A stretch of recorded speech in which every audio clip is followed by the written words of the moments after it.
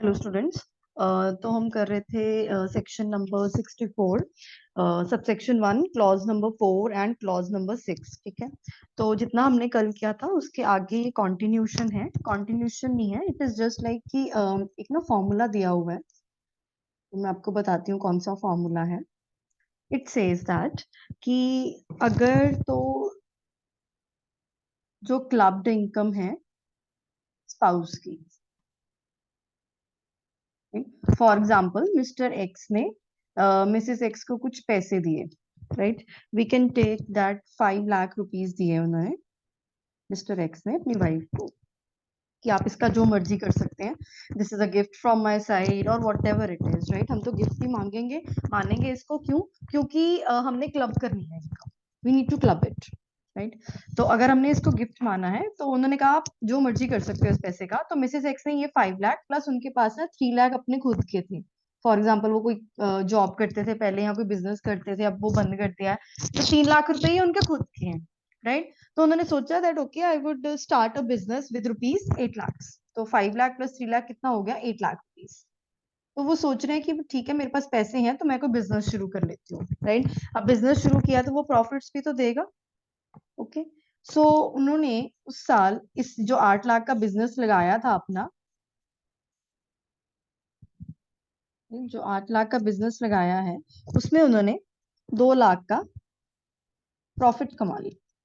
अब कैसे क्लब करें? क्योंकि देखो चेंज हो गया फॉर्म, ये 5 लाख रुपया was a gift to Mrs X as per income tax law. उन्होंने जो मर्जी पर्पस के लिए दिया हुआ हम गिफ्ट ही मानेंगे और हम क्लब भी करेंगे। बट अब देखिए अब शेप चेंज हो गई है, मतलब अब वो 5 लाख प्लस 3 लाख उन्होंने अपना में ना लिया, और 8 लाख में अब वो पैसा पैसा ना रह के बिजनेस बन चुका है, और वो बिजनेस अब प्रॉफिट जनरेट कर रहा है।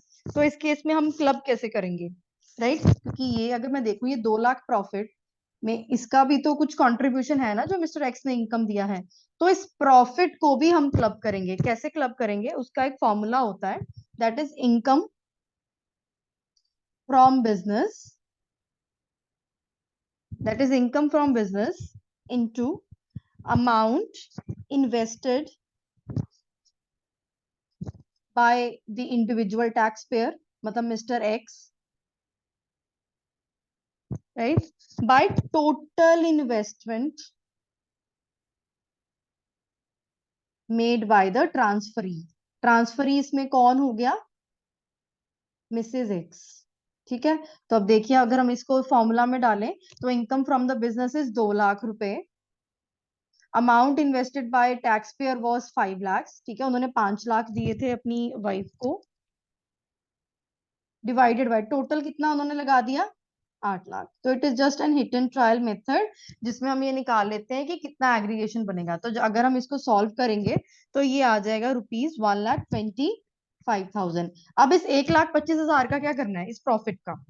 ये 1,25,000 रुपया मिस्टर एक्स की इनकम ही माना जाएगा। तो अब देखिए कि हमने ये 5 लाख तो क्लब करना ही करना है, प्लस इसमें से जो इनकम आई है हमारी, राइट, ये 1,25,000 रुपया ये मिस्टर एक्स की कही जाएगी, and 2 lakh minus 1,25,000 that is rupees 75,000 only would be treated as income of Mrs X, right. तो ये पॉइंट रह गया था कल, so this I discussed, right. So आगे करते हैं, right. Now moving on to the next section. ठीक है, अब आप बोलोगे कि मैम सेक्शन नंबर 64 को ही इतना बड़ा किया हुआ है, 64 सबसेक्शन 1 क्लॉज 1 क्लॉज 2 क्लॉज 3 4 6, तो ये ऐसे क्यों किया हुआ है? इट इज बिकॉज स्टूडेंट्स ये ना इनकम टैक्स हमेशा हर कोई बचाना चाहता है, राइट। और जो बचाना चाहता है ना वो हमेशा इनकम टैक्स एक्ट रीड करता है, तो उसको लगता है कि यहाँ पर लूप होल है, मैं यहाँ से पैसा बचा लूं, राइट। बट गवर्नमेंट को जब पता लग जाता है तो वो क्लॉजेस ऐड करी जा रही हैं ताकि इनकम टैक्स का जो इवेजन है, जो इलीगल इवेजन है, वो उतना कम हो जाए, राइट। सो जैसे जैसे केसेस आते जाते हैं वैसे वैसे ही हम क्या करते हैं, एक क्लॉजेस ऐड करी जाते हैं, उसको अमेंड करी जाते हैं। Okay, now moving on to the next section.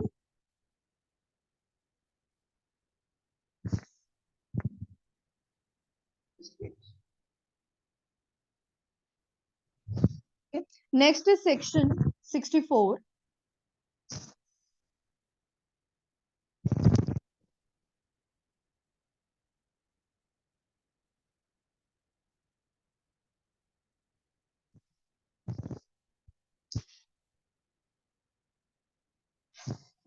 अब सबसेक्शन 1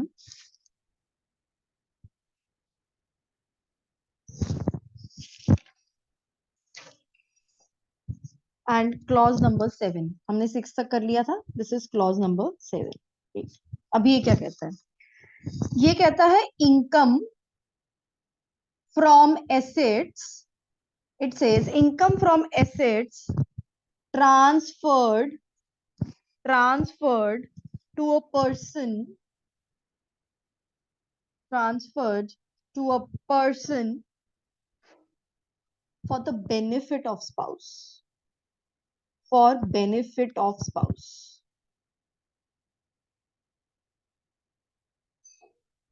इसका मतलब क्या है वो देखते हैं, दिस बेनिफिट ऑफ स्पाउस।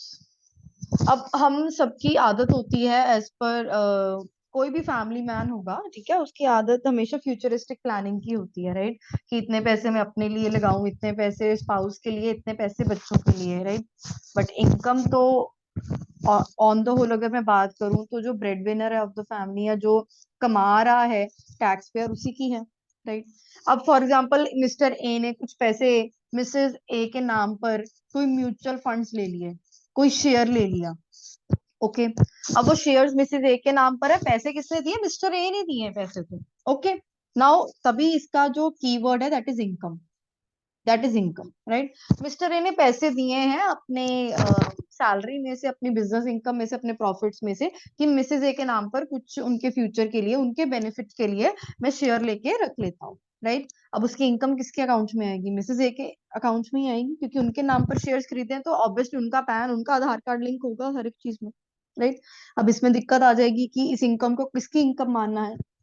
तो the income tax act it very clearly mentions under this कि अगर ऐसा कुछ भी हो रहा है, अगर the individual is an individual tax pair, is an individual tax pair, ठीक है, उसने कोई एसेट को ट्रांसफर कर दिया है, मतलब अपने पैसों को शेयर्स में कन्वर्ट कर दिया, जैसे फॉर एग्जांपल मिस्टर ए ने कुछ अपने पैसे बचाए हुए थे, कुछ सेविंग्स थी उनके पास, फॉर एग्जांपल 3 लाख की, उसके शेयर्स खरीद लिए रिलायंस के 3 लाख के, पर अपने नाम पर ना खरीद कर मिसेज ए के नाम पर, कि उनका बेनिफिट हो, उनका फ्यूचर सिक्योर हो, right. It and this transfer could be इधर डायरेक्टली और इनडायरेक्टली। डायरेक्टली इनडायरेक्टली मैंने आपको कल की क्लास में भी समझाया था, जो पार्ट 2 किया हमने क्लबिंग ऑफ इनकम का, मतलब अगर डायरेक्टली ट्रांसफर कर दिया है कि हाँ जी ये पैसा मैं दे रहा हूँ, पर आप भी रिलायंस के शेयर्स का जो शेयर सर्टिफिकेट है वो मिसेज ए के नाम पर डाल दीजिए, या इनडायरेक्टली मतलब अपने किसी बिजनेस फ्रेंड को बीच में इन्वॉल्व किया है, या कोई बिजनेस पार्टी को इन्वॉल्व किया, पैसे उनको ट्रांसफर किया, फिर आगे ट्रांसफर हो रहे हैं, दैट इज डायरेक्टली और indirectly.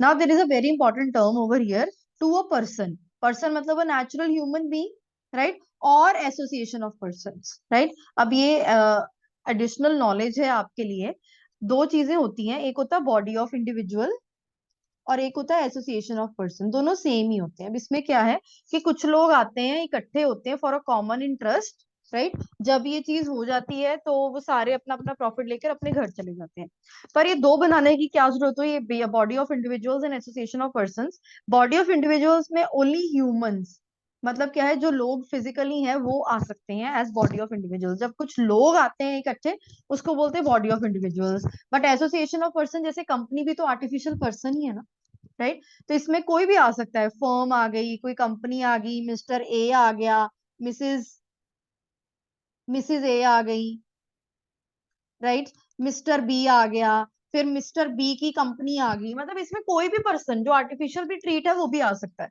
But body of individual में only the natural human beings could come, right. So इसमें ये देखो कितना क्लेवरली इनकम टैक्स ने ये कहा है कि अगर आपने ये पैसा फॉर एग्जाम्पल ट्रांसफर किया है, अगर मैं कह रही हूँ कि शेयर लिए हैं, राइट, मिस्टर ए ने मिसेज ए के लिए शेयर लिए हैं, और उन्होंने शेयर लिए हैं through a mutual fund company, right. अब म्यूचुअल फंड क्या है, वो भी तो एक कंपनी होती है ना, इन्वेस्टमेंट्स करती है वो हमारी आगे, तो उन्होंने कवर कर लिया एसोसिएशन ऑफ पर्संस को इसमें, राइट। तो म्यूचुअल फंड कंपनी के हिसाब से, एंड इसमें एक और एक बहुत बड़ा पॉइंट है, that such a transfer that such a transfer should be without adequate consideration. Now what do we mean by without adequate consideration? For example अब इसको सिनेरियो हम उल्टा समझते हैं, हम ये देखते हैं कि मिसेज ए बहुत अच्छी जॉब कर रही थी, राइट। मिसेज ए बहुत अच्छी जॉब कर रही थी, पर उनके पास कुछ सेविंग्स थी, क्योंकि वो जॉब कर रही थी, वो अपनी स्किल अपनी नॉलेज से कुछ पैसे अर्न कर रही थी, बहुत अच्छी जॉब थी उनकी है, और उनके पास कुछ सेविंग्स हैं। तो वो अपने हस्बैंड मिस्टर ए को बोलती है दैट जो आपका सीए है ना, मैं आपको पैसे दे रही हूँ, आप अपने सीए से ही मेरे लिए शेयर्स खरीदवा दो। मतलब क्या है, मिसेज ए ने अपनी hard earned money the mister A को कि आप उसको आगे इन्वेस्ट करा दो अपने सीए के थ्रू, अपनी म्यूचुअल फंड कंपनी के थ्रू। तब तो क्लबिंग नहीं होगी, तब तो क्लबिंग नहीं होगी अगर मिसेज ए की hard earned money Mrs mister A को दे रही हैं और कह रही हैं कि आप मुझे अपने सीए के थ्रू, मतलब आपके बैंक अकाउंट में मैं अपने पैसे डाल रही हूँ, आप उसको आगे इन्वेस्ट करा दीजिए, तब क्लबिंग नहीं होगी।